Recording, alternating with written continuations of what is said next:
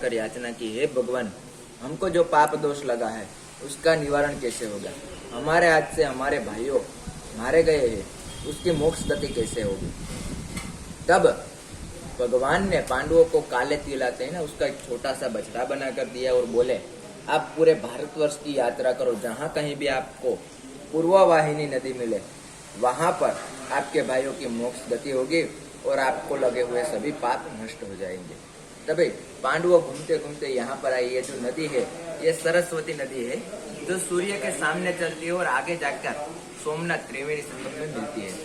सरस्वती, हिरण और कपिला, तीन नदी सोमनाथ त्रिवेणी संगम में मिलती है। ये नदी है। यहाँ पर पांडव आए, काले तिल का जो बछड़ा था वो नदी में डाला, थोड़ी देर में सफेद हो गया, इसलिए पांडवों को प्रमाण मिला। बाद में पांडवों ने नदी में स्नान किया, गुरु हत्या, ब्रह्म हत्या और गोत्र हत्या के पाप में से मुक्ति हुए।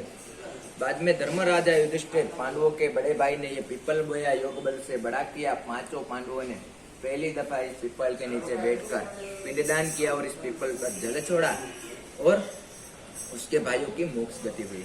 बाद में आपने महाभारत देखा हो, सुना हो, तो महाभारत के अंदर गांधारी जी भगवान कृष्ण को श्राप देती है, आपने खड़े रहकर मेरे कुल का नाश किया, इसीलिए आपके कुल का भी नाश होगा। इसीलिए 56 कोटि यादव, जो कृष्ण भगवान का पूरा परिवार था, वो द्वारका की गद्दी के लिए अंदरों अंदर कटकर सोमनाथ प्रभास पाटन में मारे गए। तब भगवान ने यहाँ आकर उसका प्रेत बलि, नारायण बलि, श्राद्ध किया, पिंडदान किया और इस पीपल पर जल छोड़ा। बाद में भगवान इस पीपल पर आराम कर रहे थे, सामने से जरा नाम का पारधी ने कोई प्राणी समझकर भगवान को बाण मारा। वो जरा नाम का पारधी कौन था? रामा अवतार का बाली को चोरी छुपी बाण मारा था। तब राम भगवान ने वचन दिया था कि मेरे अगले जन्म में मैं तेरे हाथ से मरूंगा। वो वचन यहाँ पर पूरा हुआ। भगवान के हाथ, पांव और मस्तक तीनों एक साथ छली हो गए। मरते समय भगवान ने इस पीपल को और इस भूमि को वरदान दिया, कलयुग में कोई भी इंसान यहाँ पर आएगा, श्रद्धा और भावना से अपने पूर्वजों के पीछे कोई भी श्राद्धादि कर्म करेगा और इस पीपल पर जल छोड़ेगा, उसके सभी पूर्वजों की मोक्ष करने की जिम्मेदारी मेरी। बाद में भगवान का दारुक नाम का साथी था, वो भगवान को यहाँ से रथ में बिठाकर यहाँ से 23 किलोमीटर दूर भालू का तीर था, वहां पर भगवान को ले जाने में आए। वहां पर जो तीर लगा था, तीर को संस्कृत में बोलते हैं भाला, वो भाला निकालने में आए, इसलिए भालू का तीर नाम पड़ गया। भगवान ने कहा था, मेरा अग्नि संस्कार मत करना, क्योंकि मेरे अंदर 14 ब्रह्मांड है। मेरा अग्नि संस्कार हो गया तो 14 ब्रह्मांड जल के नष्ट हो जाएंगे, इसलिए मेरा देह है उसको आप जल के अंदर छोड़ देना। पीछे से सभी ने सोचा हम हिंदू है, हम अग्नि संस्कार नहीं करेंगे तो हमारी ये प्रथा झूठ हो जाएगी।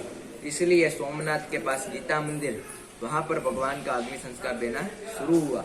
जैसे ही अग्नि संस्कार शुरू हुआ तब भगवान ने समुद्र देव की आराधना की। समस्त सोमनाथ प्रभास पाटन में समुद्र देव घूम गए, बट समुद्र देव कृष्ण भगवान के देह तक पहुंचे उससे पहले भगवान के दोनों हाथ और दोनों पांव जल चुके थे। बाद में समुद्र देव ने कृष्ण भगवान के आधे जले हुए देह को लेकर ओडिशा जगन्नाथपुरी में निकालने में आए। वहां के राजा के सपने में आकर भगवान ने बोला, मेरा देह यहाँ पड़ा हुआ है, आप उसकी स्थापना कीजिए। इसीलिए हाल में उड़ीसा जगन्नाथपुरी में जो भगवान की मूर्त है उसमें हाथ और पांव नहीं है। यह है यहाँ का इतिहास। और नारायण कवच नामक पुस्तक के अंदर 11वें अध्याय में 64वें श्लोक में पूरा प्राची का वर्णन किया हुआ है और इसीलिए बोला जाता है 100 बार काशी और 1 बार प्राची। अब सभी लोग राइट हैंड में जल ले लो।